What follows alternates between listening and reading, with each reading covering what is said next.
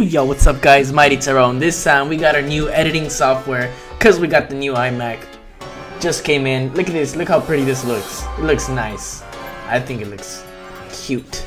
I got a Twitter and everything. I made a new Twitter, so you guys follow me there. I'm gonna be hosting tournaments every week, Saturday, 10 a.m. PST. So make sure you guys tune in.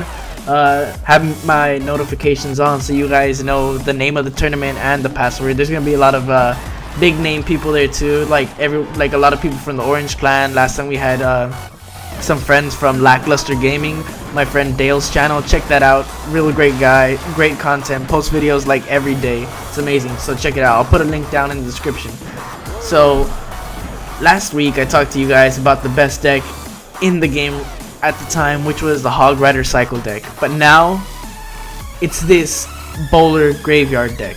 So you can switch out the Tombstone for Inferno, but other than that, this should probably be the build that you use. So I jumped into a couple live matches and I recorded them live, but obviously I'm not commenting live because with this video editing software it's kind of hard to do because I play straight from my phone. So alright, so the main point of this deck is to get the graveyard while you have a tank in front. And the good thing about this deck, you can have the Ice Golem as a tank, you could even have one archer as a tank, or one archer being supported by the graveyard. You could have the Mega Minion, you could have the Boy, it doesn't matter. Like, that's why it's such a great deck, because you could switch your cycle around. So if your opponent switches their cycle around, you can easily bend your cycle and you would still get a great push off, because the only card you really need to get off is the graveyard. So you guys see right here, I'm playing against a giant Three Musketeer deck. So I'm using this Bowler deck and I'm chug-a-lugging at him. This guy's having a tough time with it because I got Fireball and Tap. It can just take out the entire Three Musketeers, but that's not the good part. The good part is the Ice Golem. Ice Golem? What? Yeah, the Ice Golem, because okay, he has his giant push coming out. He has minions out. So I'm gonna put the Ice Golem in front. He's gonna block the pathing. All the support troops are gonna get stuck in it. Once the Ice Golem explodes, I could zap and everything's gonna most likely just die. If not, the tower helps out and kills it all. So look at this. I have the Ice Golem blocking the way, and then I zap. Kills the minions, kills the goblins coming in, damages the giant, stops its path. And look at the Bowler. That's why I like the Bowler. It's kind of like a log. Every time he swings, it's a log. It's a log to the troops. Look at that. Alright, so the Bowler is one of the main things you want to do your pushes with. You have a Bowler and then you have a Graveyard. So he's going to try to respond with a defense like that giant over there that didn't really work out. So while he's busy defending against the Graveyard, the Bowler is going to do insane damage. And it destroys any ground troop. And a lot of the times if they plant the things in front of the tower, it's going to get a collateral. It's going to shoot it down. And when they try to like use a tank on the other lane while you're doing your graveyard push, they're not going to have a lot of elixir to defend. I mean, they're not going to have a lot of elixir to attack with, so they're going to waste most of their elixir on that. So look at this. I have the Tombstone. I'm going to fireball the barbs instead of the Three Musketeers. And I'm just going to Mega Minion zap. Mega Minion zap. So the Bowler killed off the rest of those barbs. I'm just going to Archer to get rid of this, and then I missed this Tombstone right here. Look at this. This was horrible. I don't know what I was thinking at the time, but whatever. So see, the Ice Golem explodes, does damage, and I'm just gonna fireball and zap for the win. Whew. And that wraps that game. So I hope you guys got a good look at the way you should try to play this deck in a certain way. I made a lot of mistakes, but you see the main point of the deck. You just use any card as a tank and you build it as a push. So I'm gonna jump right into another battle and I'm gonna show you guys another way to use this deck. Well, not another way to use this deck, just another type of deck to play against with this graveyard deck. So when I start off with this hand, I like to put the Ice Golem in the back. It's only 2 elixir commitment and it's really slow, so you can build up your pushes. He has his archer split in the back, so I'm gonna respond with the Mega Minion on this side. The Mega Minion's gonna slowly creep up with the Ice Golem. Hopefully it stays behind, and the Ice Golem's gonna soak up this damage right here from the Fire Spirits. A thing that I didn't notice till later on in the match was that his furnace only spawned level 10 fire spirits. I could have ignored it since the longest, but I didn't know that till later on. So look at this right here.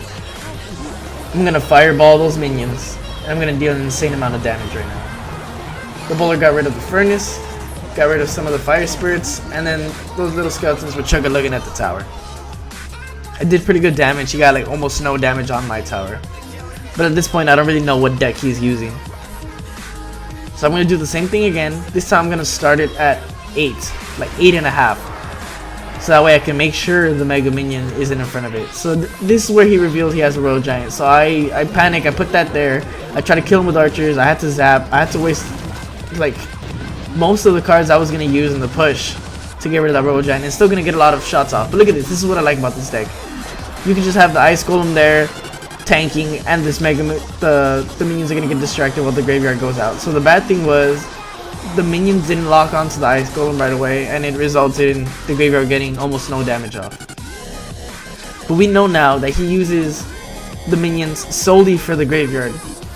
So next push is not gonna be so successful him defending it. So we're gonna start off with the bowler on this side this time, because we know he's chipping away at that tower with the Royal Giant. This is when I realized that the fire spirits were level 10. I put the graveyard down and then I was like, why didn't it get a shot off on the graveyard? Because they're level 10. So I was like, you know what? It's not even worth it anymore. So I put an Ice Golem down to sponge up the damage of anything that he's going to try to put behind the Royal Giant. But he just left it alone, so I'm going to respond with the Mega Minion to kill the Royal Giant off, and then a graveyard right here. He tried using barbs to counter the bowler, which wasn't that much successful. So I fireballed the archers instead of the minions because I knew they were going to come up and then just get whacked around by the Mega Minion. Then the archers and skeletons finish off that tower. I'm going to try to pull a little with this Ice Golem. Archers, everything. Your cycle's right back. So I have like my whole deck on that guy's right side. On that guy's left side, my bad. So his Royal Giant's trying to get the tower. He's trying to clip away the last bit of my health that I have left. But I'm just going to stall it out. I'm going to try to make sure he doesn't get that tower. So I killed the Royal Giant. He has 2 archers coming at me. Stall with the Ice Golem. And this is when I realized too, again, I should have let him take the tower. I already had that second tower down and it would have helped me out with my crown chest. But a win's a win. Alright, so no matter how hard I tried, I couldn't get 3 straight wins in a row at that trophy count because it was just when the season reset. There were a lot of level 12s I played against. So for the third match, I entered a classic tournament, and this was the 12th battle. So it was weird because it was some kind of Zapbait Prince deck, which I don't think was very successful. He was probably on his second loss already, maybe. But this is what I like about the deck. You can just have the Ice Golem and like a lone support card coming in with the graveyard, and it's going to do work. So this match is going to be different because we can't ignore the Furnace. We can't ignore the Furnace for squad in this because this time the fire spirits do damage. And every fire spirit that gets on your tower is like a fireball going off. So for 4 elixir, you can continuously just tease you with that fireball damage that's gonna hit if you let it go. So I'm gonna zap these skeletons right here, and it's gonna let my bowler get off 2 shots, and my archers are gonna take care of those minions right there. So I'm up by a lot. So I'm gonna just put this Ice Golem right here in the front and just rush right off the bat with the graveyard. He doesn't know what to do. He's trying to respond. Put these archers here to help back it up. Those fire spirits took care of some of those skeletons, but the tower was focused on the Ice Golem, so that didn't really help much. So now I'm gonna fireball his Mega Minion, his Furnace, and what I thought was gonna be the tower. I didn't know it was gonna go down. So the archers take care of that Furnace, and then they're shooting at the King Tower. Look at how slow the King Tower is though. Like, it takes like almost 5 shots, I think 5 or 4 shots to get rid of some archers. I think they should like buff the King Tower's hit speed at least. It's really slow, especially if they have a Royal Giant on that side, on the King Tower. Look at this right here. Yarn would be so proud of this. That was amazing. That was like perfect prediction play. I put the bowler so that it would hit the Goblin Barrel as soon as it came out. But I didn't know he was going to put a skeleton army right there. So I'm going to use the Ice Golem to kite away his Prince and his minions. 2 of the minions. And then I'm going to build up another push right here. Graveyard. And then I'm going to just chug that bowler right in his face. It's going to hit. It's going to collat a lot of those skeletons, which I like about him. I like that he's like a log, directional log. Whichever way he shoots, it just logs that way. So I tried to defend this with a mega minion and some archers, but I put the archers like one tile too far behind, and it ended up getting a shot off. At this point, I didn't really care about the tower. He could have taken it for all I cared, because I knew I was gonna get this one, either with a fireball or just anything. I knew I was gonna get it. So this is how powerful the deck is, guys. You could honestly ignore some pushes because it's so easy for you to counter with your cards that you end up getting such a huge win. Now look at this right here. I thought this was pretty funny. I was just trying to get it to the tower so I can get a hit off, and then the prince killed it, and then the death damage ended up killing that second tower. But anyways, guys, that's the deck. Hope you guys liked it. I loved it. It's really good. Yarn made a video about a variety, well, like a variant of this deck, and he said he got consistent 12 wins in Grand Challenge, so I suggest you guys check that out too. Try this deck out. It's gonna be really successful.